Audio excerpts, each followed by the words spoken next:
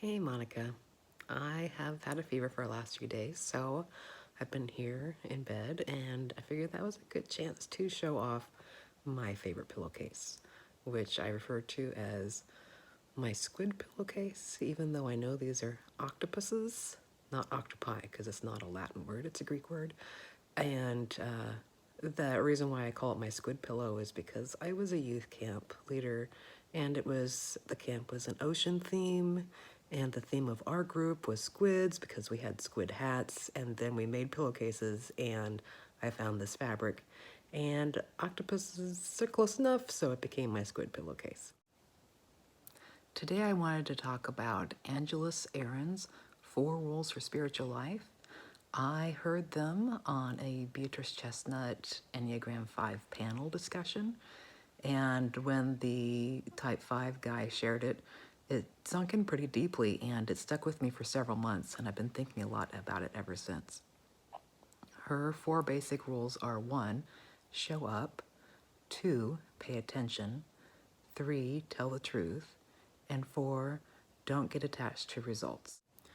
I haven't read her book, The Fourfold Way, and while I plan to, in the meantime, I feel the need to tweak 2 of these rules because they feel like they're a little bit off to me. Tell the truth is not necessarily off as so much as it is incomplete. There are times that a compulsive need to tell the truth actually isn't the best choice, as anyone who's read The Hiding Place knows.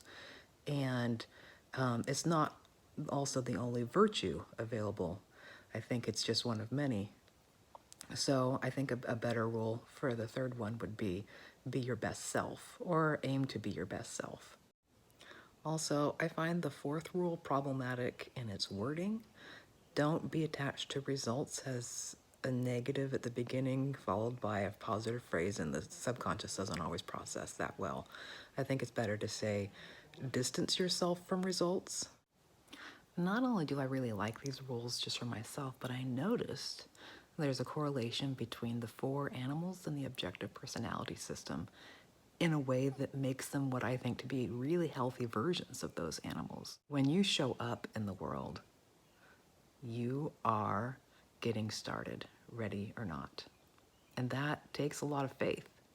And I think that's the best of blast. When you are paying attention, you are actively taking in information in the moment as it comes and delaying your reaction and not jumping to conclusions. That's consume. I think the best of consume. When you aim to be your best self, that's self-control, self and control, and it's the best of it. That's sleep, the best of sleep. And when you distance yourself from results, your identity's not tied up in them, your need to control them isn't that heavy, and your energy that you expend there becomes highly experimental. You're looking to find out what happens, not to make something happen or make it mean something about you. That's play, and I think it's the best of play. I have about 10 pages of thoughts and notes on the inner relations of these and how they build each other up and provide checks and balances for each other. I just think actually it's a beautiful set of 4 principles to live your life by. And I'm wondering what your thoughts are on this particular rule set. I'll talk to you next week.